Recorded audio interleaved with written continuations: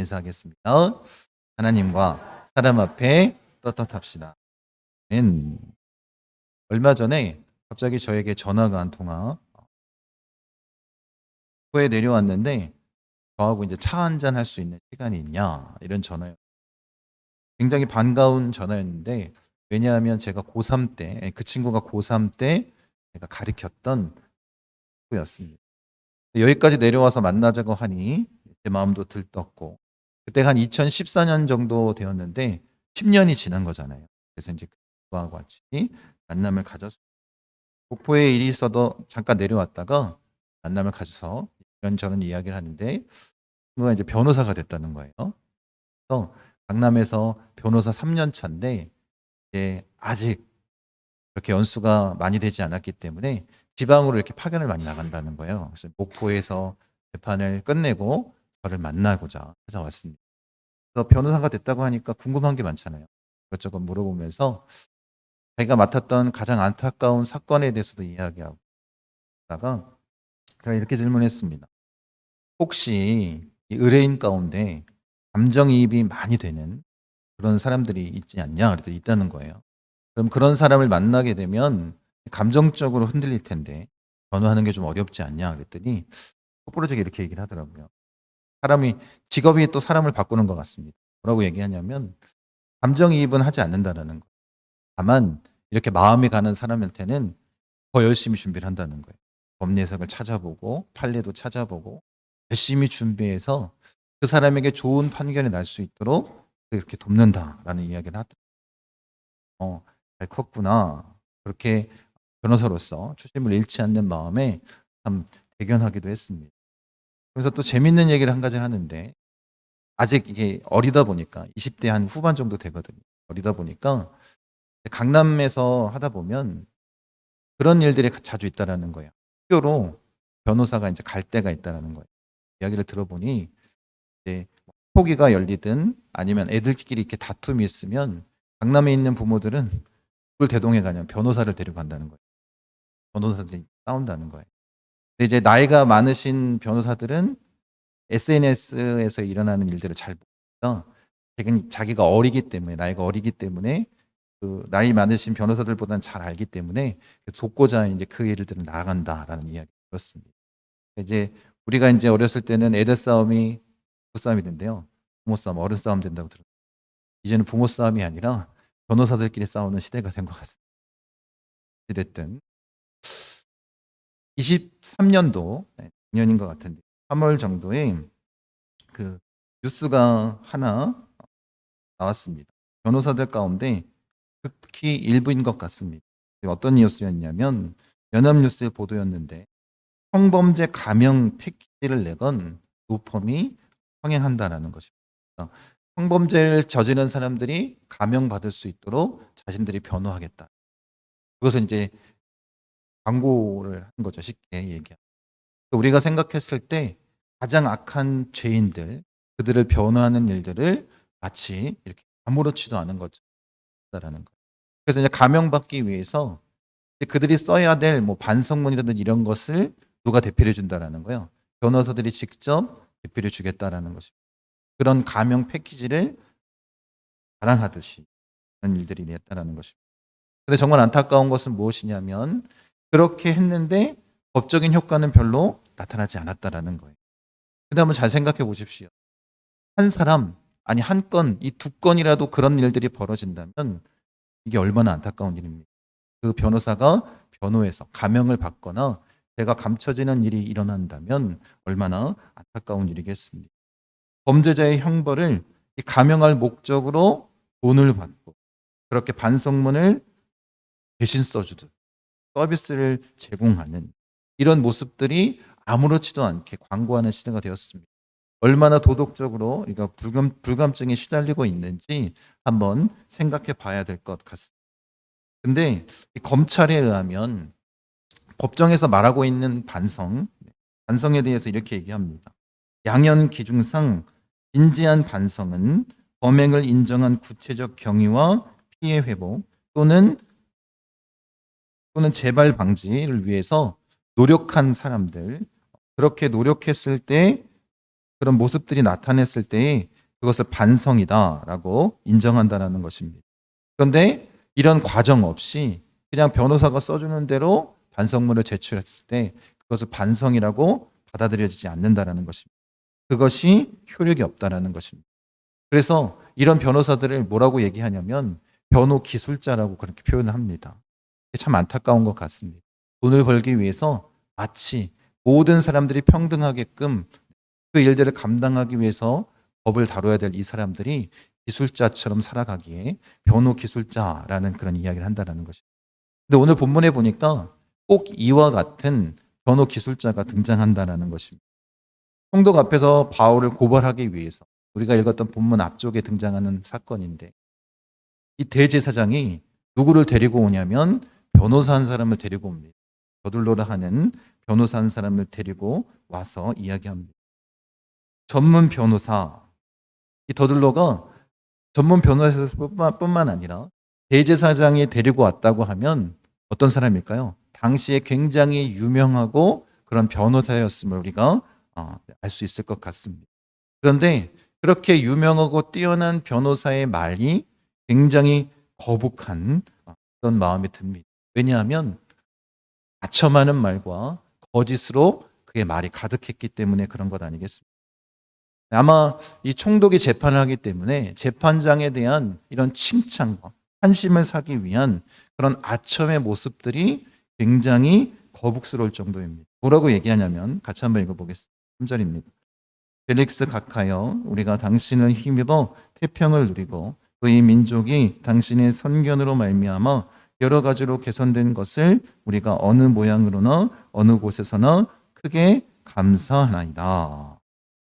지금 이 벨릭스 각하에 대해서 재판장에 대해서 아마 어쩌면 당시의 변호사들이 다 그런 아첨의 말을 했는지도 모르겠습니다. 좋게 판결을 받기 위해서 그런 아첨의 말 그것을 온전히 직업정신 투철해서 그렇게 했다라고 한다 할지라도 이후에 이 고발하는 그 내용을 보면 이 더둘로라는 이 변호사가 변호사 기술자인 것 같습니다. 왜냐하면 그 소송에 대한 내용을 정확하게 다룬 것도 아니고 변론 준비를 철저하게 한 것 같지 않은 그런 인상이 들기 때문에 그렇습니다. 이 고발은 범죄에 대한 구체적인 소명이 전혀 없이 바울에 대해서 아주 극악무도한 죄인이라는 이 프레임을 씌우는 것, 그 일에만 앞장서고 있다는 것입니다. 그런 이슈를 만드는 일에만 앞장서고 있습니다. 아첨과 거짓으로 그렇게 하는 것 아니겠습니까? 그래서 이 바울의 죄명을 고발하는 게 아니라 뭐라고 얘기하냐면 바울은 전염병 같은 자다라고 이야기를 합니다. 또 바울은 나사렛 이단의 우두머리다 이런 이야기를 한다는 것입니다. 죄에 대한 이야기를 그 범죄에 대한 이야기를 이야기하고 있는 것이 아니라 고발하고 있는 것이 아니라 마치 극악무도한 죄인인 것처럼 뭘 씌우고 있는 거예요? 프레임을 씌워서 자기가 원하는 대로 판결받기 원한 이 아첨과 거짓으로 가득한 말만 할 뿐이다라는 것입니다. 변호사로서 대제사장이 대동했다면 그만한 능력이 있어야 될 텐데 오히려 어떤 모습이었냐면 아첨과 거짓으로 가득한 그런 모습 아니겠습니까? 그러니까 참 그 행태가 안타까운 것 같습니다.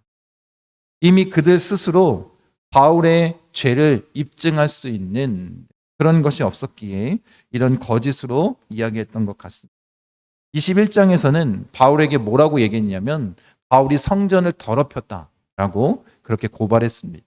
그런데 오늘 본문에 보면 오늘 24장에 보면 뭐라고 얘기하냐면 성전을 더럽게 하려 함으로 그 말이 바뀌고 있습니다. 그러니까 이들의 주장이 어떻다라는 거예요? 확실치 않은 것이고 지금까지 바울을 고발했던 것이 거짓된 것임을 자신들이 입증할 수 없는 사실임을 그들 스스로 인정한 것 아니겠습니까? 그 이야기를 다 듣고 나서 이제 총독이 바울에게 변론을 할 수 있도록 허락을 합니다. 그리고 나서 오늘 본문이 이제 바울이 변론하는 그 내용입니다. 그 변론의 내용을 요약하면 세 가지로 요약할 수 있는 첫 번째는 뭐냐면 토요죄에 대해서 바울이 예루살렘에 들어간 지 얼마 되지 않았다라는 것입니다. 또한 바울이 이 성전에서든 회당에서든 시장에서든 누구와 변론하거나 소란을 일으킬 일을 만들지 않았다라는 것입니다. 그것을 본 사람이 없습니다라고 분명히 얘기합니다. 두 번째는 유대인들이 나사렛 이단이라고 부르는 것에 대해서 그것이 온당치 않다라고 말하고 있습니다. 기독교인들, 그리스도인들은 유대인들의 그 조상, 유대 조상들의 하나님을 동일하게 섬기고 있지 않습니까? 그래서 그 율법과 선지서를 믿고 유대인들과 마찬가지로 뭐 하고 있다는 거예요? 하나님에 대한 그 소망과 의인과 악인의 부활을 믿으며 사는 자다라고 분명하게 얘기하고 있습니다. 마지막 세 번째로 이 성전 모독죄에 대해서는 오랜 세월이 흘러 민족 구제금과 재물을 가지고 지금 바울이 온 것 아니겠습니까? 그리고 자기는 뭘 행하고 있어요? 결례를 행하고 있었던 사실을 이야기하고 있습니다. 이렇게 성전을 위해 선신적인 모습을 나타내고 있는데 내가 어떻게 성전을 모독할 수 있을까? 이렇게 말하는 것 아니겠습니까? 바울이 이렇게 정확하게 변론할 수 있었던 것은 그가 뭐 임기응변이 뛰어나거나 뭐 지식이 좋아서 지혜가 있어서 그런 것이 아니라 어떤 자였냐면 부활을 온전히 믿는 자로서, 예수님을 온전히 믿는 자로서 그가 어떤 모습으로 살았는지를 우리에게 분명히 해주고 있다는 것입니다. 그것이 오늘 제목과도 연관이 되는 16절 말씀입니다. 한번 읽어보도록 하겠습니다. 이것으로 말미암아 나도 하나님과 사람에 대하여 항상 양심에 거리낌이 없기를 힘쓰나이다. 그럼 바울이 이렇게 당당하게 변론할 수 있었던 이유는 뭐냐면 내가 정말 예수 그리스도를 통해서 부활을 믿는 자가 되었는데 그래서 어떻다라는 거예요? 하나님 앞에, 사람 앞에 양심에 거리낌 없도록 살아가는 자가 됐다라는 것입니다. 여러분 우리가 주중에 나누었던 이 느헤미야서에 보면 이렇게 하나님 앞에 또 사람 앞에 떳떳하게 양심에 거리낌 없이 살아가는 이 느헤미야가 나타납니다. 이 느헤미야를 읽으면서 굉장히 많은 은혜를 받았는데 여러분 우리가 지금 상상하기는 힘들지만 당시 페르시아 이 왕 앞에 선다라는 것이 굉장히 두려운 일이었던 것 같습니다. 거기 본문에 이 느헤미야에서 보니까 왕 앞에 설 때에 그 신하가 수심이 있거나 얼굴빛이 바뀌면 뭘 당할 수 있냐면 왕에게 죽임을 당할 수 있을 정도 절대 권력을 가지고 있었어요. 근데 이것은 단순히 신하들만 해당하는 것이 아니라 왕비에게도 마찬가지입니다. 그러니까 왕이 얼마만큼 큰 권력을 갖고 있었는지 우리가 충분히 알 수 있습니다. 절대 권력자였습니다. 그런데 그런 왕이 이 긴박한 가운데 이 느헤미야 얼굴에 낯빛이 변한 것을 보고 묻습니다. 왜 네 얼굴에 수심이 가득하냐? 그래서 두려워 떨 수밖에 없는 상황 아니겠습니까? 죽임을 당할 수도 있는 그런 상황 아니겠습니까? 그래서 느헤미야가 이야기합니다. 고향 땅이 지금 황폐해졌고 이런 어려움을 당하고 있어. 그리고 나서 왕이 그것을 이해하고 받아들이고 느헤미야에게 묻습니다. 그럼 내가 무엇을 도와줄까? 여러분 같으면 그 이야기를 들었을 때 어떻게 반응하겠습니까?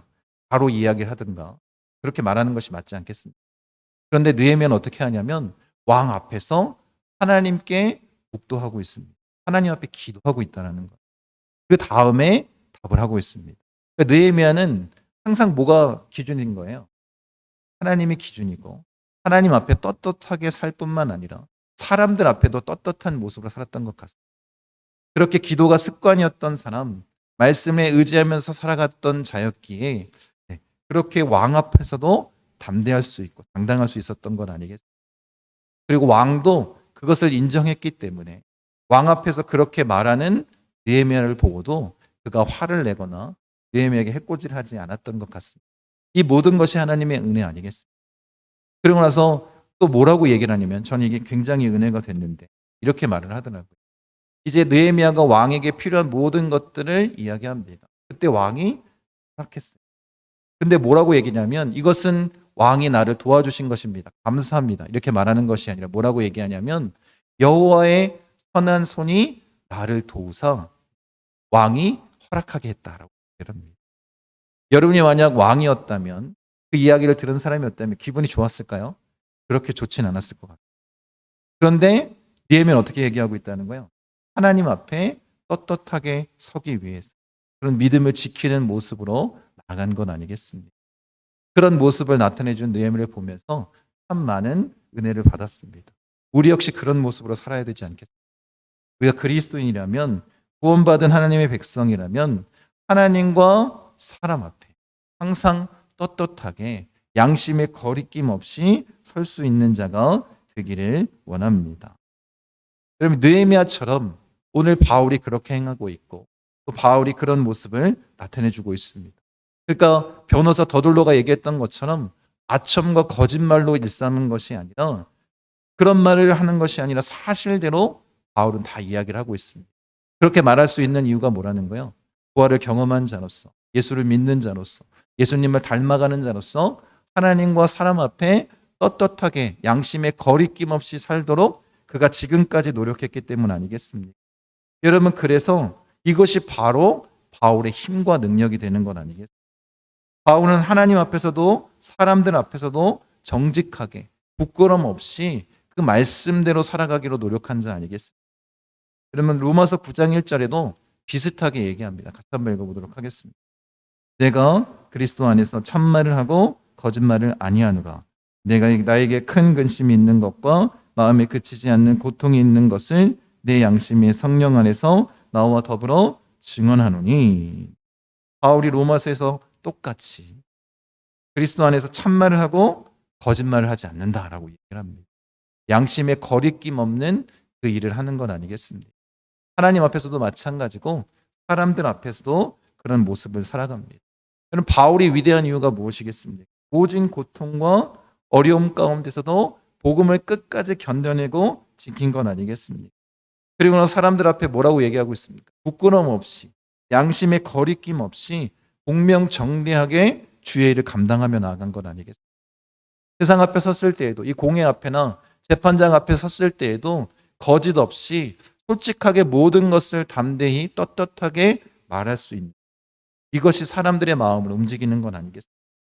여러분, 바울이 선한 영향력을 나타내는 비결은 뭐냐면 바로 이 공명정대함, 양심의 거리낌 없이 떳떳한 모습으로 서 있는 것 아니겠습니까?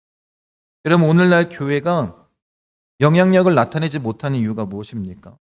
다른 게 아니라 우리가 떳떳하지 못하기 때문입니다. 하나님 앞에서뿐만 아니라 사람 앞에서 이 떳떳함이 사라졌기 때문 아니겠습니까? 열심히 없어서도 아니고 교회가 작아서도 아닙니다.